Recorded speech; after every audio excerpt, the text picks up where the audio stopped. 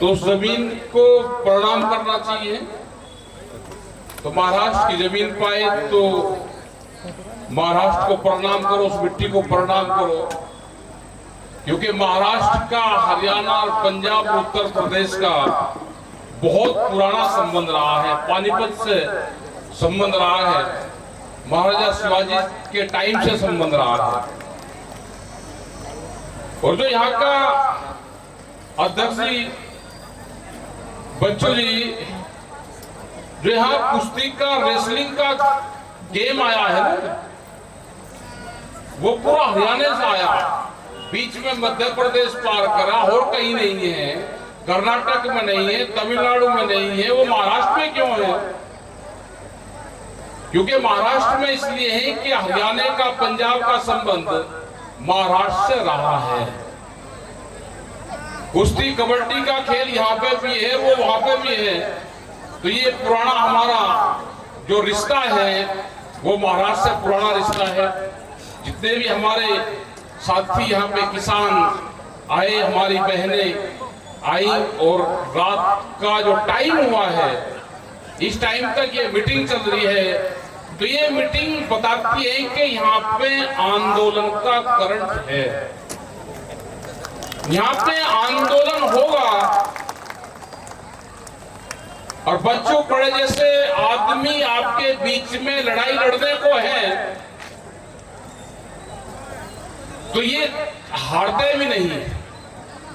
और किसान जब आंदोलन करता है तो वो हारता नहीं, वो छल से तो उसको हरा सकते हैं, लेकिन किसान को सामने से कोई भी सरकार होगी वो उसको हरा नहीं सकती। जैसे दिल्ली का आंदोलन हुआ तो 13 महीने का आंदोलन चला, और जो पंजाब से हमारे किसान शुरू हुए, पहले 3 महीने आंदोलन पंजाब में चलाया, उसके बाद में दिल्ली का आंदोलन चला। तो जो पंजाब के लोग थे, जो गांव के लोग दिल्ली में आए, वो कह के आए थे कि कानून वापसी नहीं तो घर वापसी नहीं। और किसान की जीत हुई। बहुत से लोग कहते हैं कि किसानों को क्या मिला? किसानों को मिला उनकी आवाज, जो किसान शब्द है।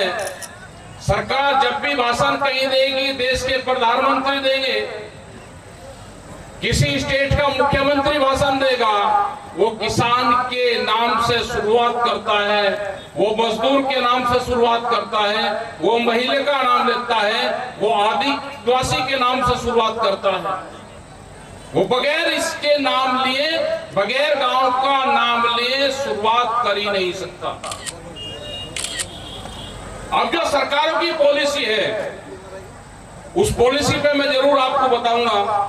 सरकार की पॉलिसी है कि किसानों को फसलों के दाम कम मिले तो ही किसान जमीन बेचेगा। आपके फसलों के दाम कम हैं और जमीन के रेट आपको बढ़ रहे हैं, तो ये कौन सा गणित है? ये हमारी समझ से बाहर है कि जमीन के रेट बढ़ रहे हैं और फसलों के रेट घट रहे हैं, तो इसका मतलब पॉलिसी है कि व्यापारियों की सरकार है, व्यापारियों की सरकार आपकी जमीन छीनना चाहती है। वो सीधा जमीन नहीं लेगी, वो छल से आपकी जमीन लेगी, आपके ऊपर कर्जा ला देगी, फसलों के दाम नहीं देगी, आपको खाद नहीं देगी, आपको दवाई महंगी देगी, बीज महंगे देगी। तो इससे आदमी तंग हो गए कि मैं जमीन ही बेच देता हूं, और जमीन नुकसान का सौदा है। तो जमीन घाटे का सौदा नहीं है ना। हमारा ये जो किसान बैठा हुआ है, हमारी महिलाएं बैठी हुई हैं, ये अपने खेत में काम करती हैं, पशु का काम करती हैं, बीज का काम करती हैं, अपने खेत में मेहनत करते हैं। अगर 10 साल भी उस खेत में फसल नहीं हुई तो 11वें साल भी किसान अपना हल लेके उसी खेत में जाएगा। वो बेईमानी नहीं करता, लेकिन बेईमान कौन है उसको पहचानना पड़ेगा। बेईमान है दिल्ली की कलम, दिल्ली की कलम बेईमान है, वो पहचाननी आपको पड़ेगी। फिर ऐसे ही आंदोलन खड़े करने पड़ेंगे आपको जिलेवाइज आंदोलन करने पड़ेंगे। आपको राजधानियों पर आंदोलन करने पड़ेंगे। और जिस दिन आप ये समझ लोगे कि हमको मुंबई को दिल्ली बनाना है, मुंबई के सारे रास्ते हमको बंद करना है, कहना कुछ नहीं, सिर्फ चारों तरफ से बैठ जाओ आके, तो उस दिन यहाँ की सरकार भी सुधर जाएगी। ये सरकारों को पता है कि जब किसान ठान लेगा वो ये काम करेगा जरूर। हमारी भाषाओं में अंतर हो सकता है, लेकिन हमारी भावनाओं में कोई अंतर नहीं है। हम भाषा नहीं समझते एक दूसरे की, लेकिन हमारे फसलों के दाम के सवाल पे हम इकट्ठा होते हैं। वो पानी का सवाल हो, बिजली अमेंडमेंट का बिल का सवाल हो, वो एमएसपी गारंटी कानून का सवाल हो। अगर सोयाबीन को यहाँ पे नुकसान होगा महाराष्ट्र में, तो दूध के जो किसान है उसको वहां पे भी नुकसान होगा, उसके भी दूध के रेट घटेंगे, क्योंकि सोयाबीन से दूध और पनीर भी बनता है। बाहर से सोयाबीन अगर आएगी तो यहाँ की कीमतें कम होंगी, तो वहां पे भी कीमतें कम होंगी। ये सरकार चाहती है कि देश से किसान खत्म हो, यहाँ पे मजदूर तैयार हो। अगर आपको देखना है तो बिहार में आपको क्या जानकारी है कि बिहार में वहां पे किसान नहीं रहते। जो आप समझते हो कि बिहार के लोग हमारे यहाँ पे लेबर का काम करते हैं, वो बिहार का किसान है, क्योंकि पिछले 20 साल से बिहार में मंडी समिति, जो बाजार समिति है, जो मंडियां हैं, वो बंद है वहां पे बिहार में। उन किसानों को वहां पे जो अपने धान चावल की फसल, गेहूं और मक्का की फसल जो बेचते हैं, वहां पे सूरजमुखी की फसल, इन 4 फसलों में 1,10,000 करोड़ रुपए से ज्यादा का नुकसान अकेले बिहार को है एमएसपी से नीचे बेचने पे। अगर बिहार का इतना नुकसान है तो यहाँ का कितना नुकसान होगा। अभी 2 दिन पहले हमारे पास में फोन आया कश्मीर से, श्रीनगर से। उनके 3 साल पहले भी सेब के भरे हुए ट्रक भारत सरकार ने रुकवाए थे। अभी 3 दिन पहले उनका फोन आया कि हमारे सेब के ट्रक फिर बॉर्डर के ऊपर रोक रखे हैं, क्योंकि कश्मीर के सेब को रोकने का अगर उनको फायदा होगा तो भारत सरकार की अडानी को फायदा होगा। हिमाचल का सेब अडानी खरीदता है और श्रीनगर का सेब जो कश्मीर में पैदा होता है उसको भारत की आम जनता खरीदती है। अगर श्रीनगर की घाटी जहां पर सेब पैदा होता है, वो घाटी अगर बर्बाद होगी तो यहाँ पे 1000 रुपए किलो भी सेब मिलेगा।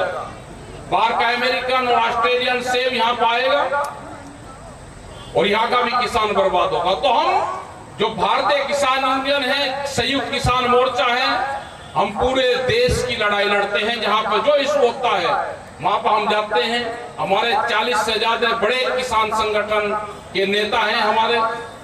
हम यहाँ पे भी आए तो संयुक्त मोर्चे को पता है कि विदर्भ में जिस तरह से आत्महत्याएं हो रही है, आप जाओ उनसे बातचीत करो, लेकिन हमें इतना नहीं पता था कि विदर्भ में इतना करंट और इतने लोग हमको मिल जाएंगे। यहाँ पे एक आंदोलन की जरूरत है और हम उस आंदोलन को लड़ेंगे।